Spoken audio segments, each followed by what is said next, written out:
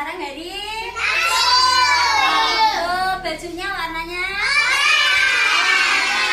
hari ini hari Rabu. Kemarin tanggal 24, sekarang tanggal 25.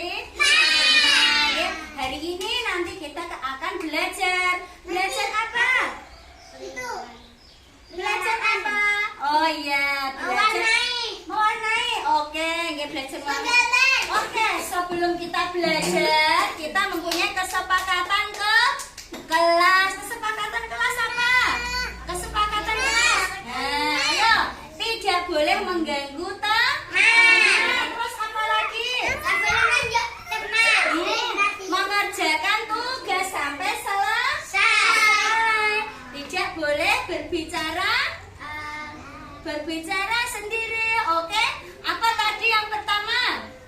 Tidak boleh mengganggu teman. Yang kedua, menyelesaikan tugas sampai selesai. Tidak boleh berbicara sendiri dan berjalan-jalan. Oke? Kesepakatan kelasnya disetujui. Oh iya, nanti kan bahasanya di sini. Oke? Kesepakatan kelas disepakati ya. Harus dipatuhi. Oke? Tas. Oke. Tas.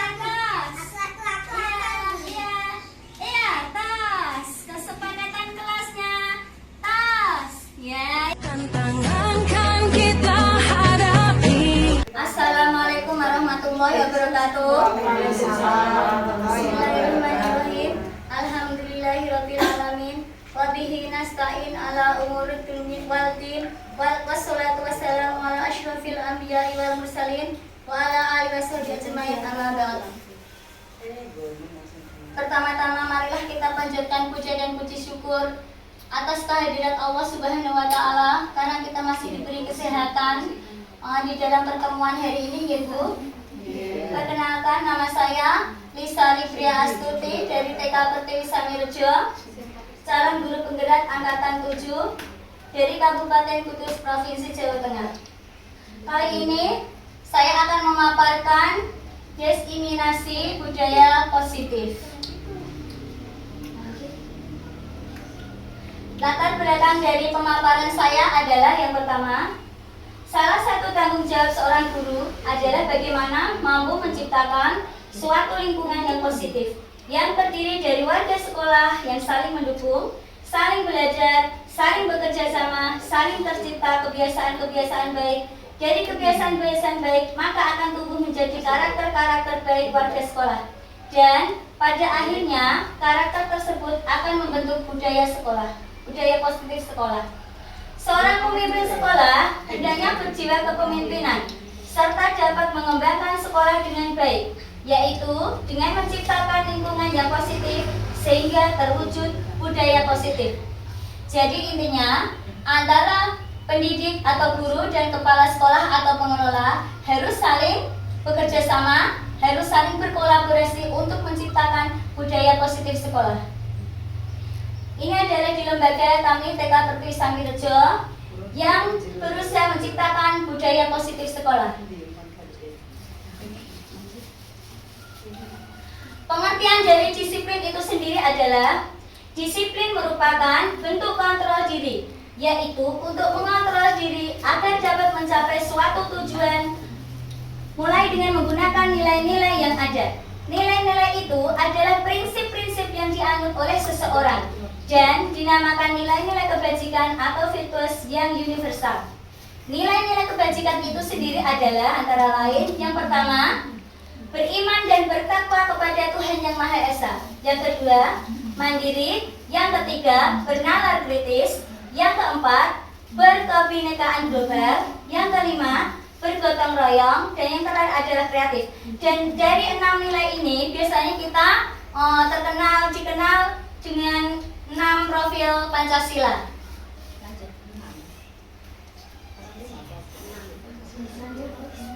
Tujuan dari disiplin positif adalah yang pertama, menanamkan motivasi pada orang lain untuk menjadi orang yang mereka inginkan dan menghargai diri sendiri dengan nilai-nilai yang mereka percaya. Yang kedua, yang mampu membuka dan menutup kepalan tangan kita adalah diri kita sendiri, sesuai dengan kondisi saat ini. Jadi, apapun yang ada di dalam hati atau pikiran panjenengan yang bisa mengutarakan atau yang bisa membuka pikiran itu adalah panjenengan sendiri. Kita tidak bisa mengontrol orang lain. Contohnya, satu lembaga ada beberapa guru, kita tidak bisa mengontrol satu sama lain. Karena yang mengontrol diri kita adalah diri kita sendiri. Kita hanya bisa saling berkolaborasi dengan sesama teman sejawat dan kepala sekolah. Ngoten nggih. Yang terakhir, belajar kontrol diri dengan menggali potensi agar tercapai tujuan mulia, yaitu sesuatu menjadi seseorang yang kita inginkan berdasarkan nilai yang kita hargai. Jadi untuk mencapai suatu tujuan yang mulia, kita harus mampu memiliki kontrol diri dan harus saling menghargai dengan sesama. Untuk mewujudkan disiplin sekolah, kita harus membuat keyakinan kelas dahulu gitu. Yang pertama, bersifat rinci dan konkret. Yang kedua, berupa pertanyaan-pertanyaan universal. Yang ketiga, dibuat dalam bentuk positif. Yang keempat, tidak terlalu banyak sehingga mudah dipahami. Yang kelima, diterapkan di lingkungan sekolah tersebut. Yang keenam, semua anggota kelas ikut berpartisipasi dalam pembuatannya. Dan yang ketujuh, ditinjau dari waktu ke waktu. Jadi semua anggota masyarakat dalam sekolah tersebut, anggota mulai dari murid, guru, kepala sekolah, wali murid, dan komputer terlibat dalam pembuatan keyakinan kelas.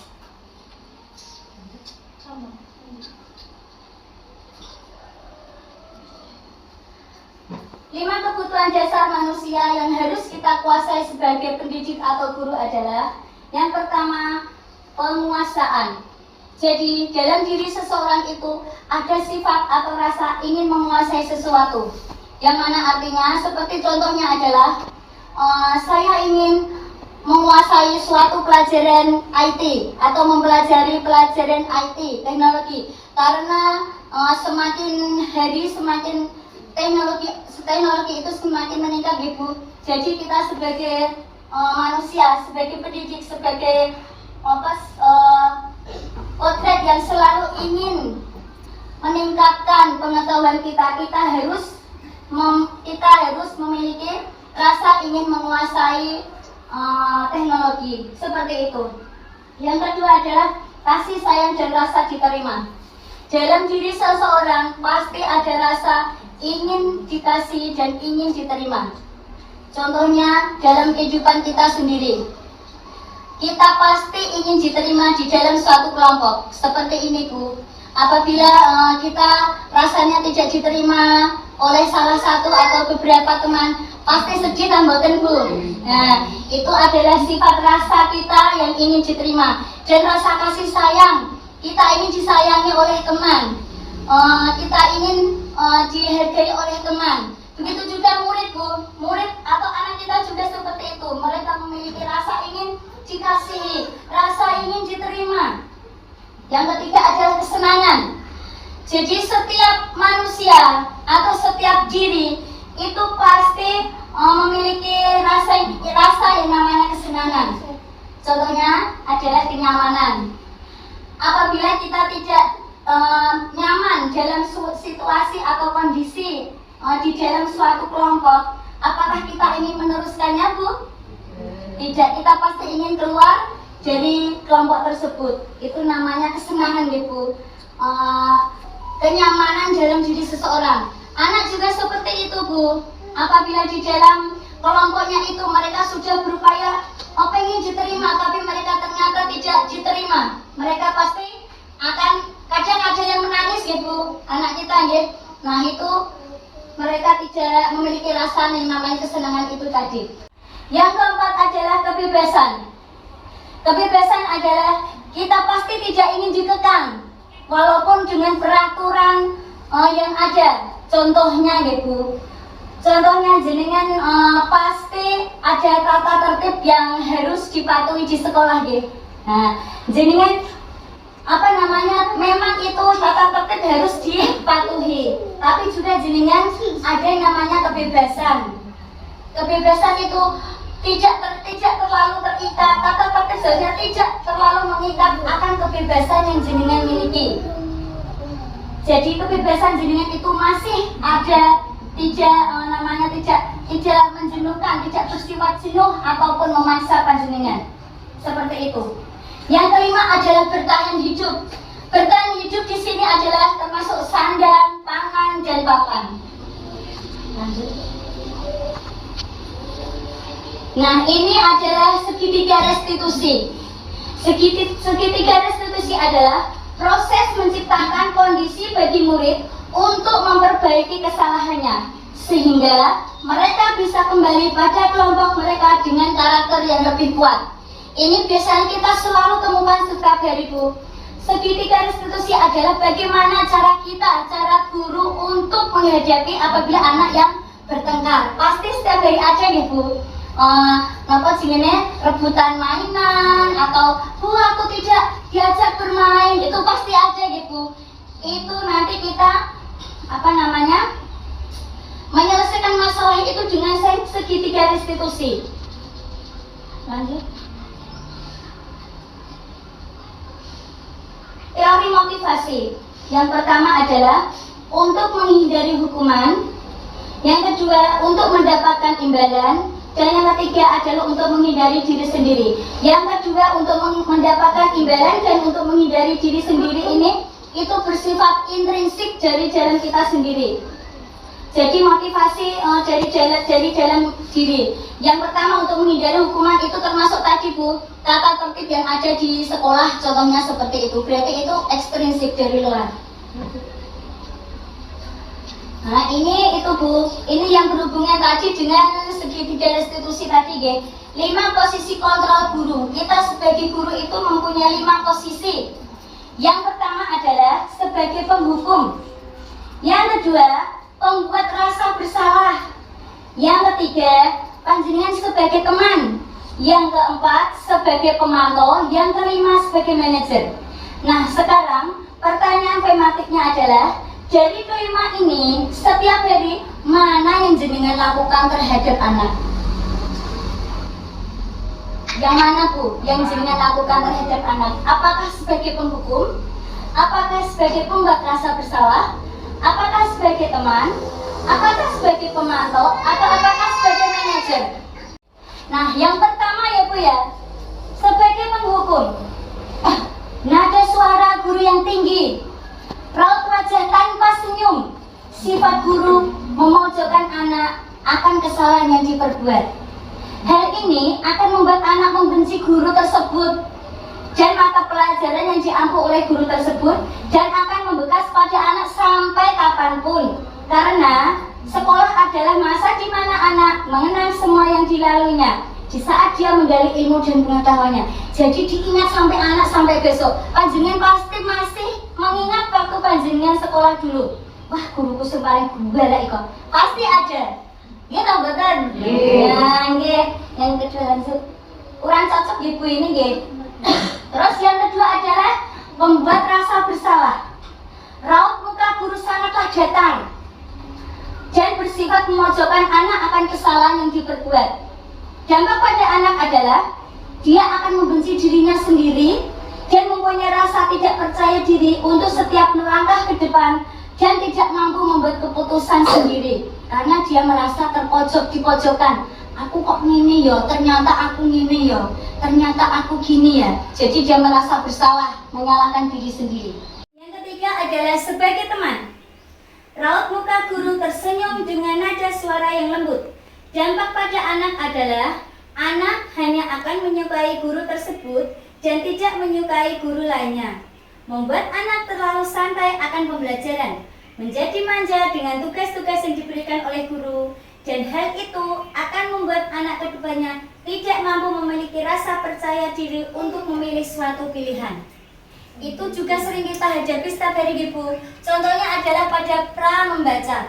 Pra membaca misalnya si anak Ayo di anak, kita membaca. Aku tidak mau Bu Guru, aku hanya mau sama Bu Hide. Seperti itu, Ge.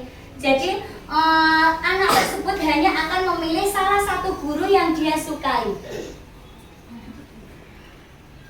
Yang keempat adalah sebagai pemantau. Raut muka guru yang datar. Guru bersifat mengingatkan atas kesalahan anak dan memberikan arahan untuk tidak mengulangi kesalahannya lagi sesuai dengan keyakinan sekolah yang ada. Dan dampak pada anak adalah anak memiliki sifat percaya diri, namun cenderung melakukan sikap sesuai kehendaknya tanpa melihat adanya peraturan yang ada. Anak itu akan pede, Bu. Benar, dia akan mempunyai rasa percaya diri. Tapi kepedeannya itu melampaui, menjadikan anak suatu saat akan sombong. Aku bisa sendiri tanpa bantuan orang lain. Seperti itu, Bu. Kurang tepat ya, Bu, pemantau. Nah, yang terakhir adalah sebagai yang terakhir manajer. Raut muka guru tersenyum dengan nada suara lembut.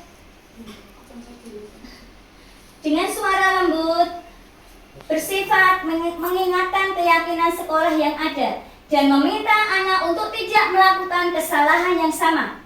Dampak bagi anak adalah anak memiliki sikap percaya diri dan cenderung tidak melakukan kesalahan yang sama karena dia diingatkan dengan nada yang tersenyum, guru lembut, dan bersifat mengingatkan keyakinan sekolah tadi. Keyakinan sekolah tadi apa ya, Bu? Keyakinan sekolah tadi adalah yang dibentuk bersama-sama di dalam sekolah tadi, Bu. Yang dibuat bersama-sama antara guru, murid, wali murid, komite, kepala sekolah, masyarakat yang ada di dalam lingkungan sekolah tadi. Jadi, yang paling tepat adalah kita sebagai guru adalah sebagai manajer. Kita sebagai guru harus bisa sebagai manajer. Bisa mengingatkan anak setiap apa yang mereka lakukan. Apabila melanggar dari keyakinan kelas yang ada, kita arahkan untuk kembali ke sikap yang normal, kembali ke awal tadi, seperti itu, Bu.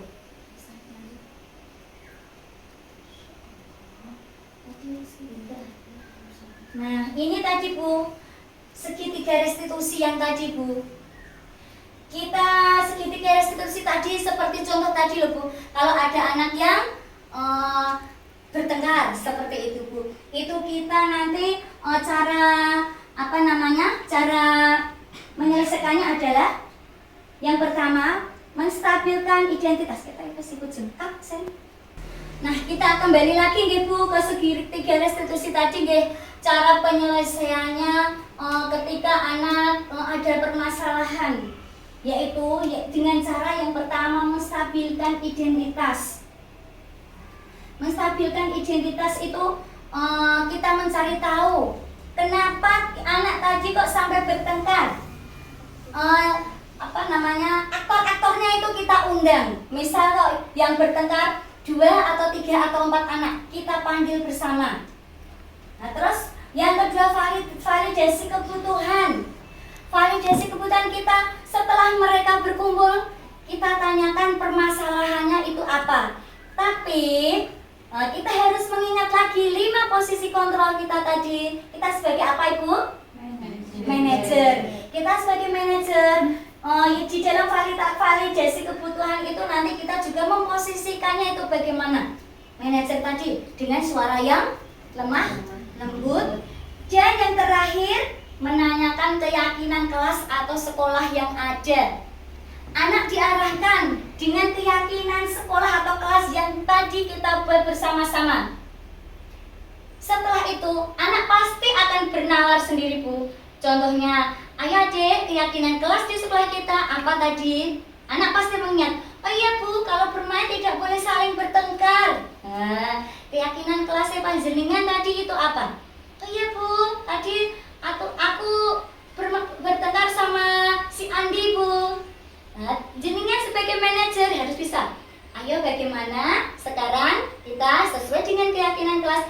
Pasti, Bu, walaupun kita di sekolah TK, sekolah PAUD, sekolah KB, pasti mereka punya inisiatif sendiri untuk ayo sama berjabat tangan itu pasti karena sudah memang setiap hari itu makanan kita ya Bu kasarannya itu seperti itu kita harus memposisikan kita bagaimana dan kita harus mengingat tentang segitiga restitusi ini di dalam setiap permasalahan yang ada setiap pasti ya Bu setiap hari ada nggih ngoten niku nggih. Nah, yang terakhir adalah dari kami ucapkan terima kasih. Mohon maaf apabila ada kesalahan, kekurangan ataupun salah kata gitu. Terima kasih dari kami. Salam dan bahagia Ibu guru hebat semua. Assalamualaikum warahmatullahi wabarakatuh. Waalaikumsalam warahmatullahi wabarakatuh. Bergandeng